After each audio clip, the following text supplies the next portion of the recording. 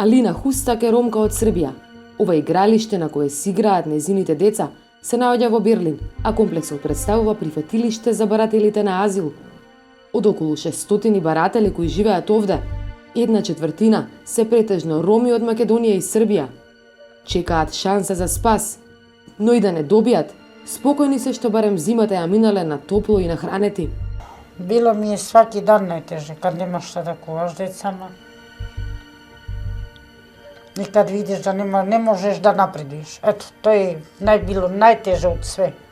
Удобноста на овој трособен стан, доделен од страна на германската влада додека трае процедурата за барање азил, е комплетна спротивност на животот која Алина го имала во Србија, без струја, без вода и без доволно храна.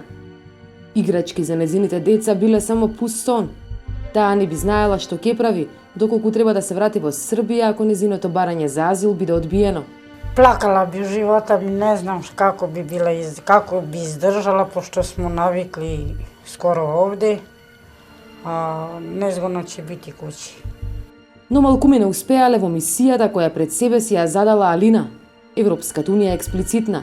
Социјоекономските услови не може да бидат основ за добивање азил. А со напливот на така наречените лажни азиланти од Србија и Македонија, надвисна опасност од губење на безвизниот режим за земјите од Западен Балкан. А како Македонија одговори на оваа закана? Бројот на азиланти се намали. Европската комисија напати дури ја пофали земјата. Но активистите за човекови права ја спорат мерката. Имено, на граѓаните кои полицијата ќе се посомнева дека може да бидат баратели на азил, таа им забранува излез од државата, а неретко и црни печати ги закитуваат нивните пасоши.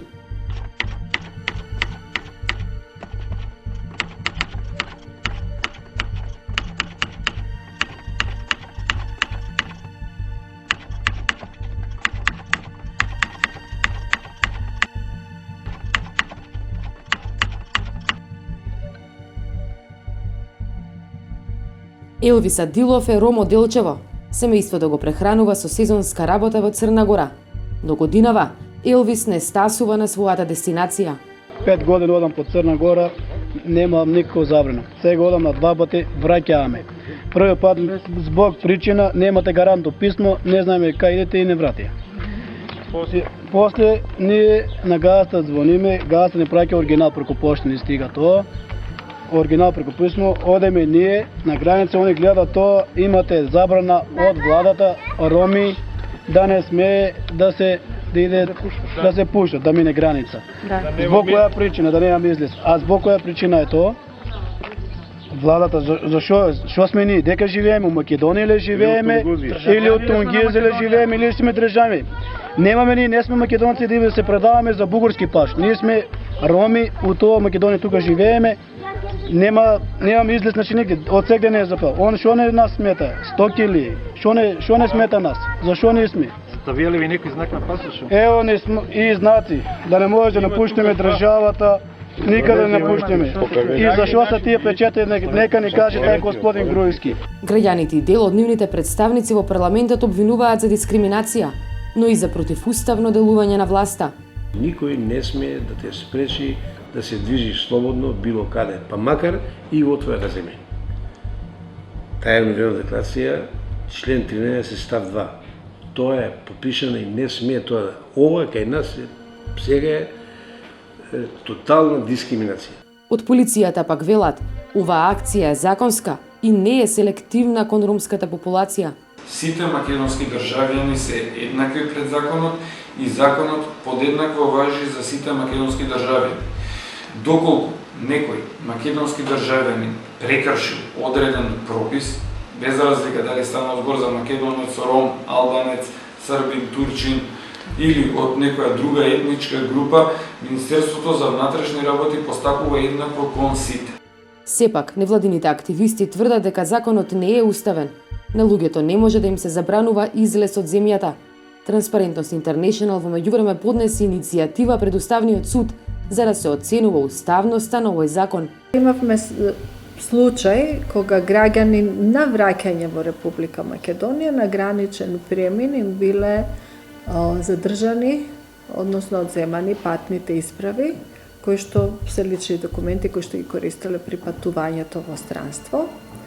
Сега во целата таа ситуација, значи разгледувајќи ги сите околности на она што беше пријавено, имавме два елементи. Едниот елемент беше дека полициските службеници на некои од лицата на кои им ги земале пасошите по истиот основ, повторно им ги вратиле откако примиле подкуп. Значи тоа беше едниот дел од пријавата, а вториот дел беше дека на граѓаните им се одземаат тие патни исправи и тие прашуваат дали тоа навистина може така да се прави. Законот вели дека може? Откако ние ги проучивме сите правни норми кои се однесуваат на оваа материја, видовме дека всушност и законот и уставот вели дека не може.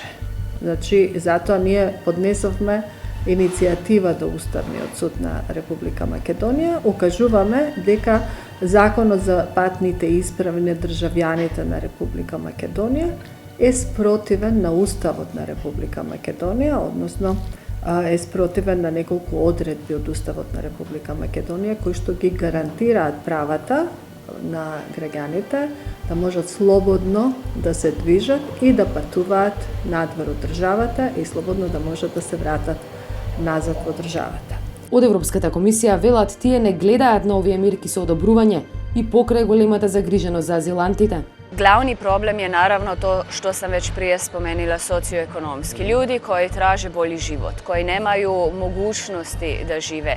Ja ne znam koliko Makedonija učini za ona mala sjela gdje nema dobrih uslova za život i naravno gdje nema mogućnosti za integraciju manjina. To je veliki problem. Zbog toga ljudi traže neki bolji život. Naravno, kriteriji su poznati. Makedonija je učinila sve da je ušla u bezvizni režim. Bitno je bezbednost granica, borba protiv organiziranom kriminalu, protiv trgovini sa ljudima i slične stvari, suradnja između policije i bezbednost dokumenata, pasoša. Dakle, puno postoji kriterija i Makedonija je u monitoring procesu, kao sve zemlje Zapadnog Balkana. Komisija je, ja mislim, više ili manje svaki dan u dijalogu sa vlastima, što je još moguće da se učini. Ali naravno, problem je ako ti sada na granici zaustaviš neki autobus sa ljudima koji su ili Romi ili Albanci, to znači i diskriminaciju. А социоекономското прашање е она со кое секојдневно се соочуваат многу од ромите кои живеат под прагот на сиромаштија. Ние бараме работа, пошто господинот Груевски што не ги дава овие 2000 динара, со 4-5 членно семејство со 2000 динара не се живее. Ако ни е добро во Македонија, тука во село Црник, ако сме вработени, нема да одиме никаде, ни у странство нема да одиме никаде. Осеќаме се дека сме гладни, немаме доволно екзистенција за живот и мора да одиме да работиме. Во моментов е зима, а зимата за многу наши сограѓани значи и обид за излез од земјава и барање азил. Барање некое топло и сигурно место со редовен оброк за да се презими.